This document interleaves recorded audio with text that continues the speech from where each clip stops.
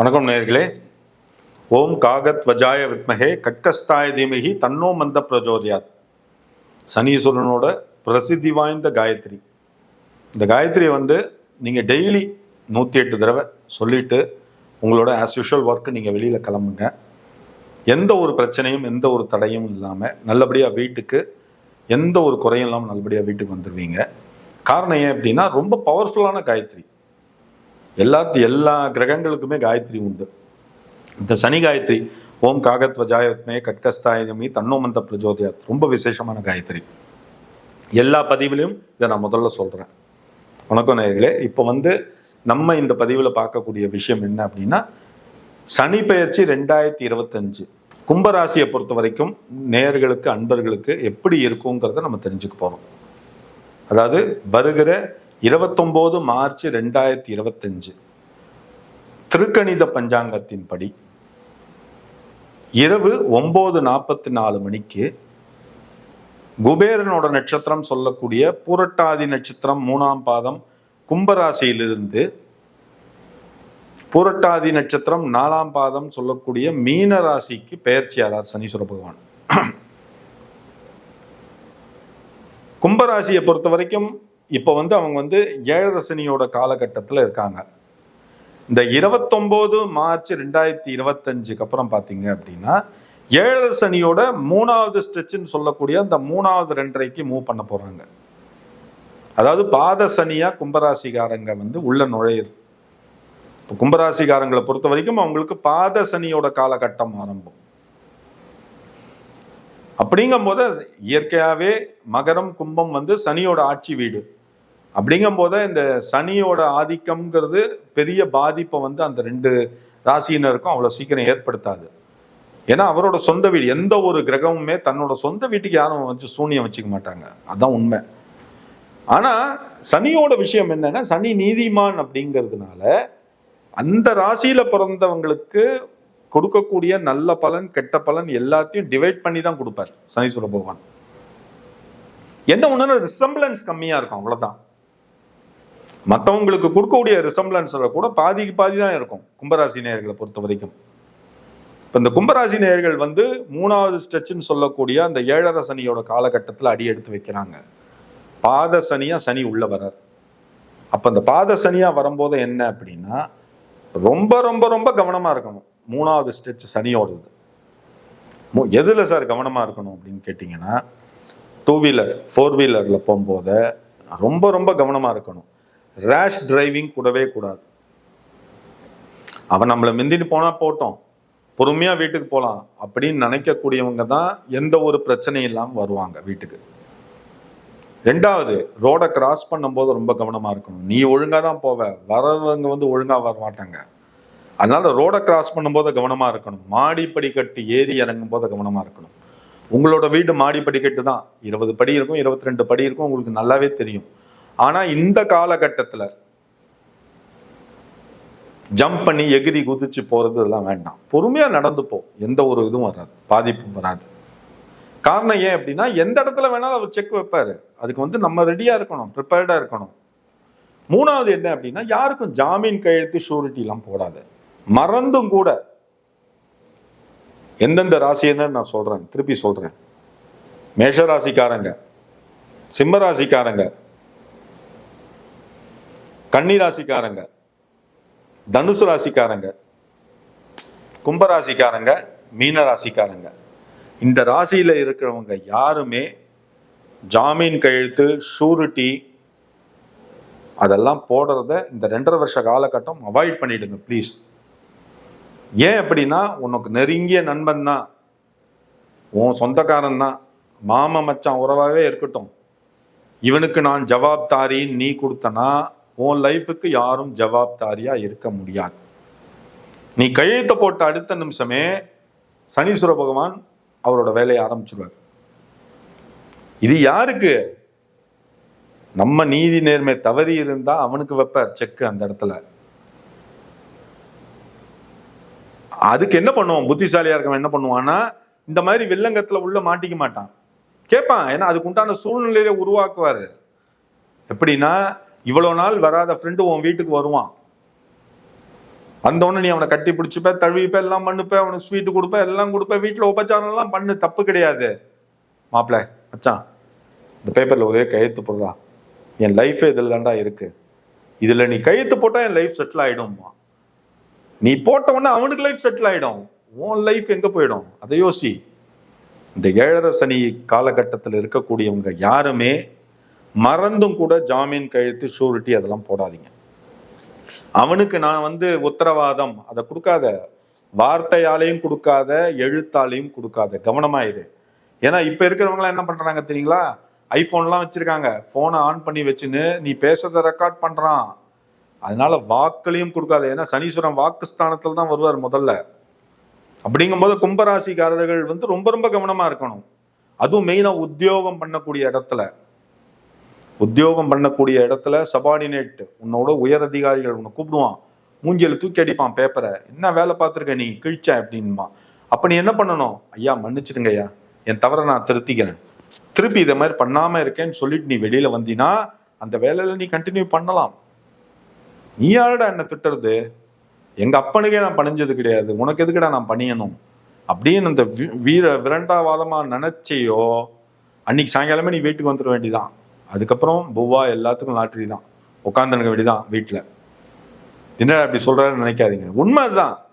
அதே மாதிரி பிஸ்னஸ் பண்ணக்கூடிய இடத்துல உத்தரவாதம் கொடுப்பீங்க. ஒரு ப்ரமோட்டர்ஸ் இருக்கான், சார் 1 வருஷத்துக்குள்ள உங்களுக்கு இந்த வீடை கட்டி நான் கையில கொடுக்காதீங்க. அதெல்லாம் அந்த மாதிரி உத்தரவாதம் கொடுக்காதீங்க. கூட ஒரு 6 மாசம் சேர்த்து வச்சு கொடு. நீ ஏன் அவ்வளவு ஃபால்ஸ் கமிட்மெண்ட் கொடுக்குற, உனக்கு அந்த இடம் சேல் ஆகணும், லேண்டு சேல் ஆகணும். இந்த மாதிரி கும்பராசிக்காரர்கள், மேஷராசிக்காரர்கள்லாம் இந்த மாதிரியான உத்தரவாதங்கள்லாம் கொடுக்காதீங்க ஜாஸ்தி. முடிஞ்சுன்னா சிரிச்சுட்டே, சார் அருமையா கட்டி கொடுப்போம் சார், பிரமாதமா பண்ணி கொடுப்போம் சார் அப்படின்னு சொல்லிட்டு போயிடு.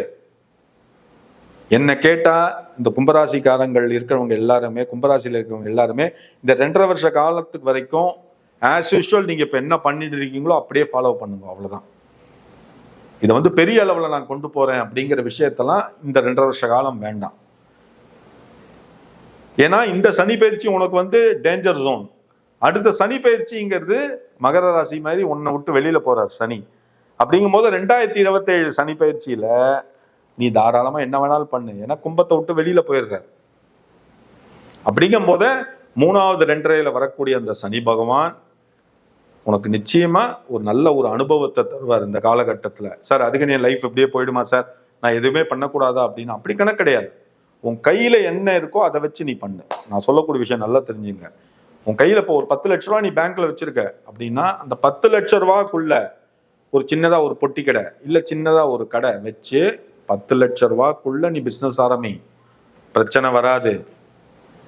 சார் என்கிட்ட ஒரு 10 லட்ச ரூபா இருக்கு, என் ஃப்ரெண்டுகிட்ட ஒரு 15 லட்சம் வாங்கி போடுறேன் அப்படின்னா உன் 10 லட்சமும் போயிடும், அந்த 15 லட்சமும் உனக்கு நின்று 25 லட்சத்துக்கு வட்டி கட்டியே முடிஞ்சிடும். இதை மாத்திரம் கவனமா பார்த்துங்க, அகலக்கால் வேண்டாம். அதை மாத்திரம் பார்த்துங்க. பிசினஸ்ல இருக்கிறவங்க அடுத்த பிசினஸ் ப்ரொமோட் பண்ணது எக்ஸ்பேண்ட் பண்ணாதீங்க, அதை மாத்திரம் கவனமா இருங்க. அதே மாதிரி மற்றபடி கவர்மெண்ட்ல இருக்கிறவங்க, சென்ட்ரல் கவர்மெண்ட், ஸ்டேட் கவர்மெண்ட், காவல்துறை அதிகாரிகள், அதுக்கப்புறம் இராணுவ அதிகாரிகள், அப்புறம் ஏர்ஃபோர்ஸ், வாட்டர், இந்த மாதிரி உத்தியோகத்துல இருக்கக்கூடிய அன்பர்கள், நண்பர்கள் எல்லாருக்கும் ஒரே சொல்லக்கூடிய விஷயம் என்ன அப்படின்னா, நீங்க பண்ணக்கூடிய விஷயத்த 1க்கு 10 தடவை யோசிச்சு அவசரப்படாம பண்ணுங்க. எடுத்தோம் கவுத்தோம் பண்ணக்கூடிய விஷயங்கள் வேண்டாம். அதை மாத்திரம் கொஞ்சம் கவனமா பார்த்துங்க. ஒரு ஃபைல்ல கையெழுத்து போட்டா கூட 1க்கு 10 தடவை அந்த ஃபைலை படிச்சு பாருங்க. அவன் என்ன எழுதியிருக்கான், அந்த ஃபைல்ல என்ன ரிப்போர்ட் கொடுத்துருக்கான், என்ன சப்மிட் பண்ணியிருக்கான், அதுக்கப்புறம் பார்த்துட்டு சைன் பண்ணுங்க. மற்ற நாள்ல நீங்க பண்ணக்கூடிய சிக்னேச்சருக்கு எந்த பாதிப்பும் வராது. இப்போ இந்த சனியோட ஆதிக்கத்துல வரக்கூடிய காலகட்டத்துல நீங்க பண்ணக்கூடிய கையெழுத்து ஒவ்வொன்றுக்கும் நீங்க மேலதிகாரிகள்கிட்ட பதில் சொல்லி ஆகணும். இதுல மனசுல வச்சுன்னு செயல்பாடு பண்ணுங்க.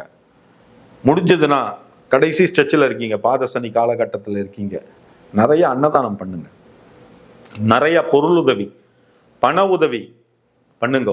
முடிஞ்சதுன்னா முதியோர் இல்லம் பக்கத்துல என்ன இருக்கும் அங்க போயிட்டு, வயசான தாத்தா பாட்டிங்கெல்லாம் இருப்பாங்க, அவங்களுக்கு உங்களால முடிஞ்சதுன்னா ஒருவேளை சாப்பாடு போடுங்க. வசதி இருக்கு சார், நல்லா இருக்கு சார், நான் செய்யறேன் அப்படின்னு நினைச்சிங்க அப்படின்னா அவங்க படுத்து தூங்கறதுக்கு பாய், தலகாணி, போர்வை இதெல்லாம் வாங்கி கொடுங்க. முடிஞ்சதுன்னா ட்ரெஸ் வாங்கி கொடுங்க. நீங்க தீபாவளி உங்க குடும்பத்தோட, பொங்கல் உங்க குடும்பத்தோட கொண்டாடுற மாதிரி நினைச்சுட்டு உங்க அப்பா அம்மாவை நினைச்சுட்டு அவங்களுக்கு செய்யுங்க. இந்த காலகட்டத்துல இதெல்லாம் செய்யும் போது சனீஸ்வரனுக்கு ரொம்ப பிடிச்ச ஒரு நபரா நீங்க ஆயிடுவீங்க. அப்படிங்கும் போது உங்களுடைய பெரிய பெரிய விஷயங்களை சனீஸ்வரன் வந்து லைட்டா கண்டுட்டு போயிடுவார். பெரிய பாதிப்பு உங்களை இது பண்ண மாட்டார். ஏன்னா இதெல்லாம் நீ பண்ணின பாவங்களுக்கு நிவர்த்தி. அதை முதல்ல புரிஞ்சுக்கோ. நீ எந்த பாவமும் பண்ணல, எந்த பிரச்சனையும் பண்ணல, நீ கவலையே பட வேண்டாம், நீ கோயிலுக்கே போக வேண்டாம், உன்னை ஒன்றும் பண்ண மாட்டாரு. ஏன்னா நீ ஒழுங்கா இருக்க. அவரே உன்னை என்ன பண்ண போறாரு? உன் லைஃப் அப்படியே கிராஜுவலா போயிட்டு இருக்கும். நான் சொல்லது என்ன அப்படின்னா, இதெல்லாம் வந்து நமக்குள்ள இந்த மாதிரி பாதிப்பு ஏற்படாம இருக்கிறதுக்கு நம்ம கொடுக்கக்கூடிய ப்ரிகாஷனரி மெஷர்ஸ். கோவிலுக்கு நிறைய வாங்கி கொடு, மடப்பள்ளி இருக்கும், அங்க போயிட்டு நீ என்ன பண்ணு, 10 கிலோ அரிசி வாங்கி கொடு, ஒரு கேன் எண்ணெய் வாங்கி கொடு விளக்கேத்துறதுக்கு. இதை இன்னைக்கு மாத்திரம் இல்ல, நீ லைஃப் லாங் பண்ணியா? என்னையா செலவாக போகுது சொல்லு? 10 கிலோ அரிசி என்ன செலவாக போகுது? சம்பாதிக்கிற நாளைக்கு நான் நல்லா இருக்கணும், என் குடும்பம் நல்லா இருக்கணும், என் குழந்தை குட்டிங்க நல்லா இருக்கும், பேரம்பேத்திங்க நல்லா இருக்கணும் அப்படின்னா 2 விஷயம் நீ பண்ணணும். ஒண்ணு, நேர்மை தவறாம அடுத்தவன் வயிற்று அடிக்காம இருக்கணும். உன்னால அது முடியலங்கிற பட்சத்துல இந்த மாதிரி பொருளுதவிலாம் வாங்கி கொடு கோயிலுக்கு. அப்பவாது நீ பண்ணின பாவங்கள்ல சனீஸ்வர பகவான் ஆசீர்வாதம் பண்ணி ஏதாவது குறைக்கிறான்னா நம்ம ட்ரை பண்ணலாம். ஆனா எனக்கு தெரிஞ்சு அவர் குறைக்க மாட்டார். அதனாலதான் நீதிக்கரசர் சொல்லக்கூடிய அந்த சனி பகவான் வரக்கூடிய காலகட்டத்துல நீதி நேர்மை தவறாமல் நம்ம எல்லாரும் நடப்போமே ஆனால் சனியோட ஆசீர்வாதமும் அனுக்கிரகமும் நமக்கும் நம்ம குடும்பத்தாருக்கும் தீர்க்கமா இருக்கும். கும்பராசி நேயர்களை பொறுத்த வரைக்கும் எல்லா துறையில இருக்கிறவங்களுக்கும் அவசரப்படாம நிதானமா செயல்படணும். அதை பத்திரம் கவனத்துல வச்சுங்க. திருமண விஷயத்துல இருக்கக்கூடிய பெண்களா இருக்கட்டும், ஆண்களா இருக்கட்டும், அவசரப்படாம ப்ரொஃபைலை செலக்ட் பண்ணுங்க. பையனா இருந்தாலும் பொண்ணை பத்தி விசாரிங்க, பொண்ணா இருந்தா பையனை பத்தி விசாரிச்சு 2 குடும்பமும் உட்காந்து பேசி ஒரு நல்ல முடிவு வாங்கோ. அவசரப்படாதீங்கோ. திருமண யோகம் வரத்துக்கு வாய்ப்புகள் இருக்கு, குழந்தை பாக்கிய யோகம் வரத்துக்கு வாய்ப்புகள் இருக்கு. வீடு மனை வாங்கக்கூடிய விஷயங்கள் எல்லாருக்கும் வரக்கூடிய சாத்தியக்கூறுகள் எல்லாமே உண்டு. ஆனா நிதானமா செயல்பட்டாதான் நிம்மதியா இருக்கலாம். இதை மாத்திரம் மைண்ட்ல வச்சுங்க, வேற எதுவும் வேண்டாம். மற்றபடி உங்களோட சுய ஜாதகத்தை எடுத்துன்னு கொண்டு போய் பக்கத்துல இருக்க ஜோசியத்தை பாருங்க. அதுக்குண்டான பலனை நீங்க டீட்டெயிலா தெரிஞ்சுக்கலாம். உங்களுக்கு ஜாதகத்தை பத்தி ஏதாவது தெரிஞ்சுக்கணும்னு நீங்க ஆசைப்பட்டீங்க அப்படின்னா கீழே என்னோட மொபைல் நம்பர் வந்துட்டு இருக்கும், வாட்ஸ்அப் மொபைல் நம்பர். அந்த மொபைல் நம்பரை நீங்க எனக்கு காண்டாக்ட் பண்ணுங்க, உங்க ஜாதகத்தை அனுப்புங்கோ. நான் சப்போஸ் ஃபோன் எடுக்கலை அப்படின்னா திருப்பி வந்து வாய்ஸ் மெசேஜ் கொடுங்கோ, நான் உங்களுக்கு ரிப்ளை பண்ணுவேன். பார்த்த உடனே உங்களுக்கு அந்த ஜாதகத்தில் இருக்கக்கூடிய பரிகாரங்கள், என்ன தோஷம் இருக்கோ அந்த தோஷ நிவர்த்தி, அது தவிர கிரகங்களோட தன்மை எப்படி இருக்கு எல்லாத்தையும் நான் டீட்டெயிலாக சொல்லுவேன். என்ன தசாபுக்தியில் இருக்கீங்க எல்லாத்தையும் கிளியராக எக்ஸ்பிளைன் பண்ணுவேன். அதனால நீங்கள் தாராளமாக எனக்கு ஜாதகத்தை எப்போ வேணாலும் அனுப்பிச்சி வைக்கலாம், நான் உங்களுக்கு நல்லபடியாக பண்ணி கொடுக்குறேன். அதுக்கப்புறம் இந்த பதிவு உங்களுக்கு ரொம்ப பிடிச்சிருக்கு அப்படின்னா சப்ஸ்கிரைப் பண்ணுங்க, ரொம்ப சந்தோஷம். முடிஞ்சது அப்படின்னா உங்களோட ஃப்ரெண்டு ரிலேட்டிவ்க்கு இந்த பதிவை வந்து ஃபார்வேர்ட் பண்ணுங்க, இந்த லிங்கை ஃபார்வேர்ட் பண்ணுங்க. நீங்க பயனடைஞ்ச மாதிரி அவங்களும் இந்த பார்த்து பயனடையட்டும். கும்பராசி நேயர்களை பொறுத்த வரைக்கும் ஒரு விஷயம் நான் சொல்றேன், கடைசி ஸ்ட்ரெச் ஆஃப் 2.5 years பாத சனியில் இருக்கக்கூடிய நேயர்கள் நீங்க. அப்படிங்கும் போது கவலைப்பட வேண்டாம், பயப்பட வேண்டாம். கூடுதல் கவனம் தேவை எல்லா விஷயத்திலையும். அவ்வளவுதான். கூடுதல் கவனத்தோட செயல்பட்டீங்க அப்படின்னா இந்த 2.5 yearsங்கிறது உங்களுக்கு ஒண்ணுமே கிடையாது. இந்த பதிவை நீங்க பார்த்துருப்பீங்க, ரசிச்சிருப்பீங்கன்னு நினைக்கிறேன். நன்றி நேயர்களே, வணக்கம்.